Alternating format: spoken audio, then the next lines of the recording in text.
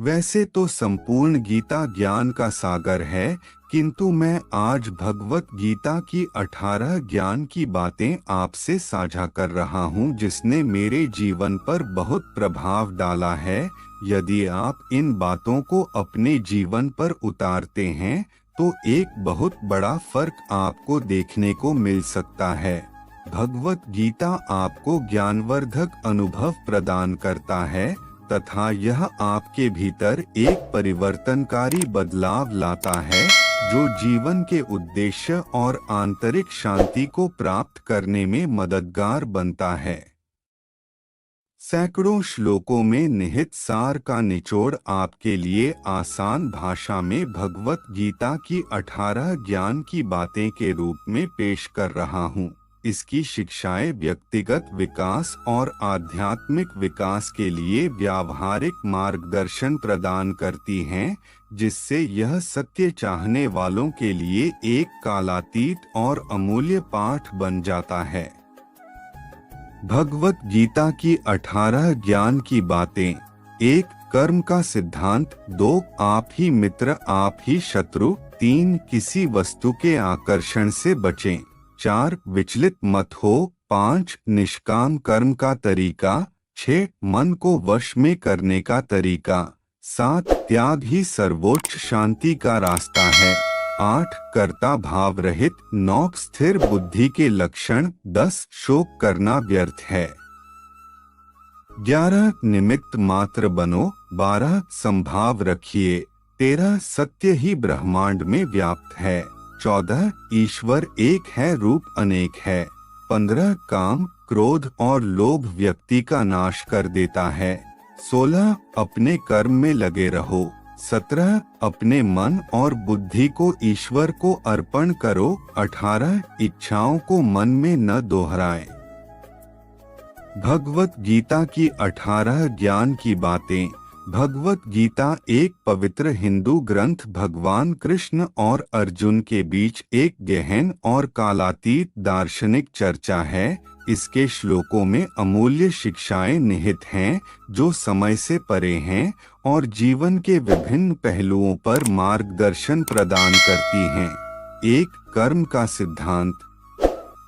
कर्मण्येवाधिकारस्ते मा फलेषु कदाचन माँ कर्मफल हेतुर्भूर्मा ते संगोस्त्व कर्मणि। इस श्लोक में भगवान श्री कृष्ण कहते हैं कि तुम्हें कर्म करने का अधिकार है, लेकिन उसके द्वारा किए गए कर्म के फल को उसे फलने का अधिकार नहीं है। अर्थात आपको कर्म में लगना चाहिए, लेकिन उसके फलों की चिंता में नहीं रहना चाहिए। कर्मयोग में सर्वप्रथम यह भाव है कि कर्म करना आवश्यक है और उसे ईश्वर को समर्पित करना चाहिए, फल की इच्छा के साथ नहीं। यह श्लोक हमें कर्मयोग के माध्यम से सफलता और आनंद की प्राप्ति के लिए एक सुनहरा उपाय सिखाता है। 2. आप ही मित्र आप ही शत्रु। उद्धरेदात्मनात्मान नात्मानमवसाद्येत। आत्मव्यात्मनो बंधुरात्मैव रिपुरात्मनः। भगवान श्री कृष्ण कहते हैं कि हमें स्वयं के विकारों और नकारात्मकता से मुक्त होकर प्रगति करनी चाहिए, क्योंकि हम स्वयं के मित्र भी हैं और शत्रु भी हम खुद ही हैं। इस श्लोक में एक गहरा संदेश है कि हम खुद ही अपने सबसे बड़े मित्र और सबसे बड़े शत्रु भी हो सकते हैं। जब हम अपनी आत्मा को नहीं समझते और उससे अलग हो जाते हैं तो हमारे अंदर के सकारात्मक गुण व्यक्त नहीं हो पाते और हमें खुद ही अपना दुश्मन बनना पड़ता है। लेकिन जब हम अपनी आत्मा को समझते हैं और उसके साथ एक हो जाते हैं तो हम अपने भीतर के दुश्मन को पहचान सकते हैं और उससे निपट सकते हैं। 3. किसी वस्तु के आकर्षण से बचें। संन्यासः कर्मयोगश्च निःश्रेयस्करावुभौ तयोतु कर्म संन्यासात् कर्मयोगो विशिष्यते। भगवद गीता के अध्याय 5 श्लोक 2 में भगवान कृष्ण वैराग्य के बारे में ज्ञान प्रदान करते हैं। इस श्लोक में भगवान कृष्ण त्याग, संन्यास के मार्ग और निःस्वार्थ कर्म के योग, कर्म योग पर चर्चा करते हैं। दोनों मार्ग आध्यात्मिक विकास और मुक्ति की ओर ले जाते हैं, लेकिन कृष्ण सुझाव देते हैं कि कर्म योग निःस्वार्थ कर्म का योग त्याग के मार्ग से भी श्रेष्ठ है।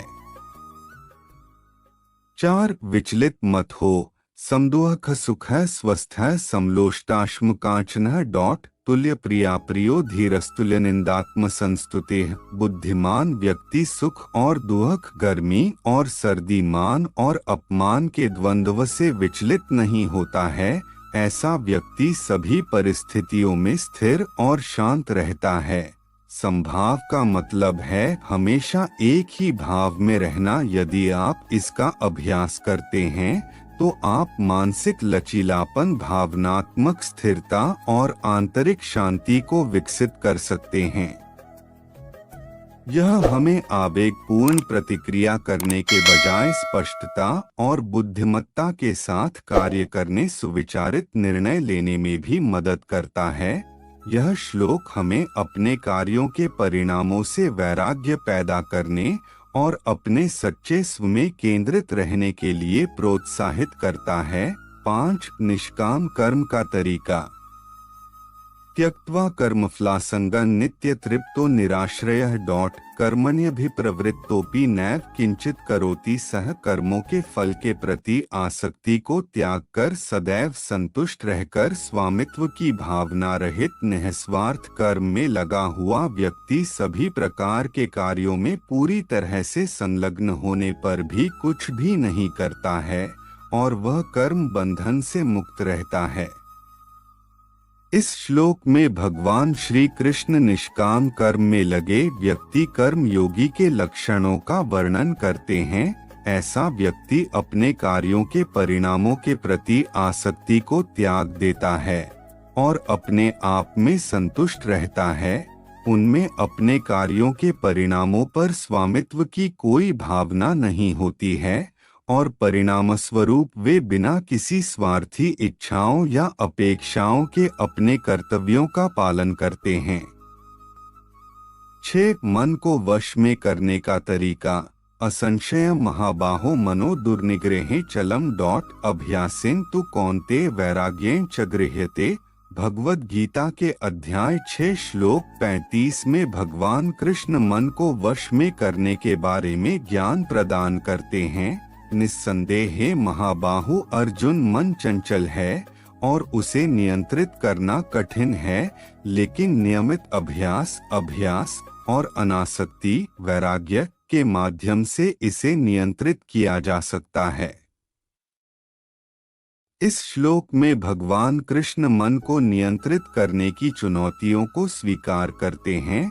वह अर्जुन को महाबाहो या शक्तिशाली बाहु के रूप में संबोधित करते हैं, इस बात पर जोर देते हुए कि अर्जुन जैसे मजबूत व्यक्ति के लिए भी मन को नियंत्रित करना चुनौतीपूर्ण हो सकता है।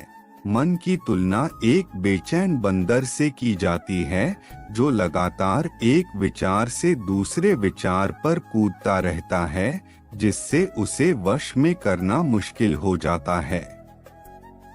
हालांकि भगवान श्री कृष्ण मन को वश में करने के लिए समाधान प्रदान करते हैं, वह अभ्यास और अनासक्ति, वैराग्य का मार्ग सुझाते हैं। यहाँ पर अभ्यास का मतलब मेडिटेशन से है। नियमित अभ्यास से मन को अधिक एकाग्र और शांत होने के लिए प्रशिक्षित किया जा सकता है।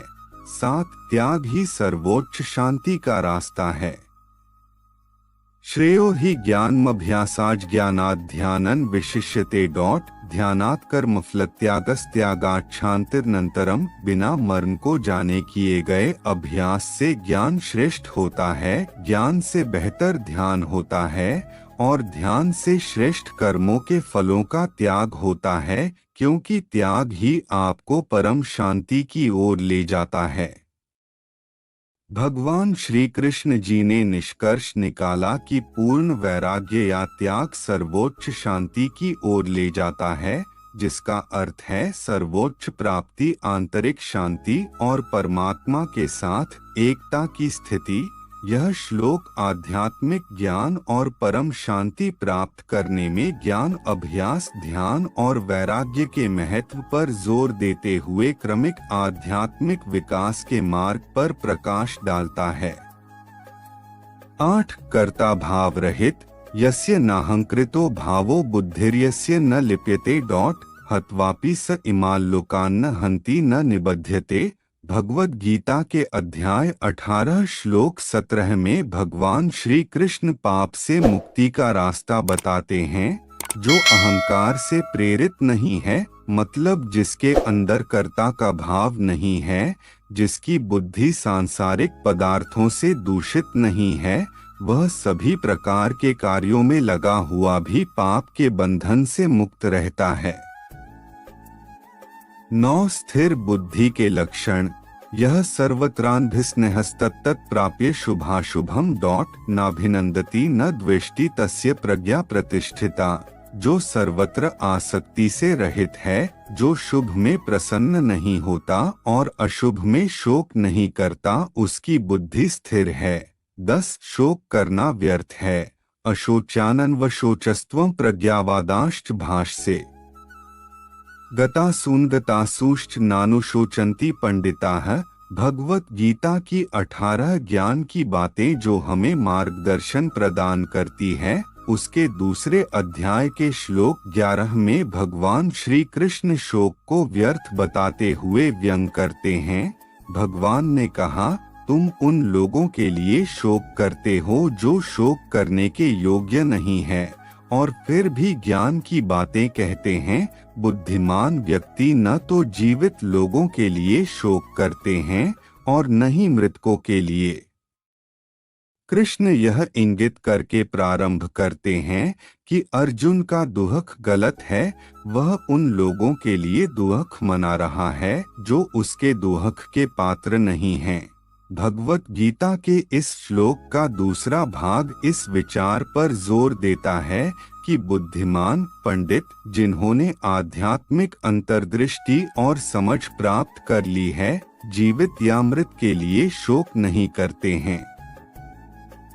11 निमित्त मात्र बनो तस्मात् त्वमुत्तिष्ठ यशो लभस्व जित्वा शत्रून् भुङ्क्ष्व राज्य समृद्धम मयवैते निहिताः पूर्वमेव निमित्त मात्रं भव सव्यसाचिन। अतएव तू उठ और यश को प्राप्त हो, अपने शत्रुओं पर विजय प्राप्त कर और एक समृद्ध राज्य का आनंद ले। मेरी माया से वे पहले ही पराजित हो चुके हैं। हे अर्जुन, तुम केवल उनके विनाश का एक साधन, निमित्त मात्र बनो।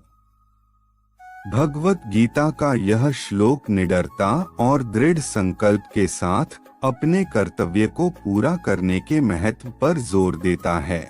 यह सिखाता है कि जब ईश्वरीय इच्छा द्वारा निर्देशित और धार्मिकता के साथ तालमेल बिठाया जाता है तो सफलता सुनिश्चित होती है। अगर वीडियो पसंद आए तो वीडियो को लाइक और शेयर करें और कृष्ण वाणी चैनल को सब्सक्राइब करें।